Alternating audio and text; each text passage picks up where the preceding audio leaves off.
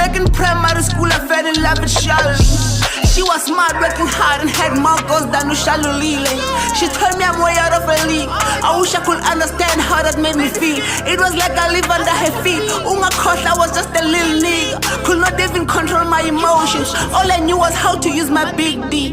I didn't even know how to write and make hits. The shit she did got me all over my feels. Wasted my mommy's money for school fees. I ended up repeating a grade. She made me an everyday joke to these kids. I went from loving to hating that bitch. Rejection, it's hard swallowing the pill. She saw me on TV and started searching me. She's all over my DM, she begging for my attention. She bringing the trauma back. Sorry sis, Usung'bangeliscefe. She's still beautiful like that. She got the most fattest ass. She look like she ain't from this planet, like she mothered angels. But I ain't gonna get fooled by all that. Looks like deceiving, I'm back. Yeah.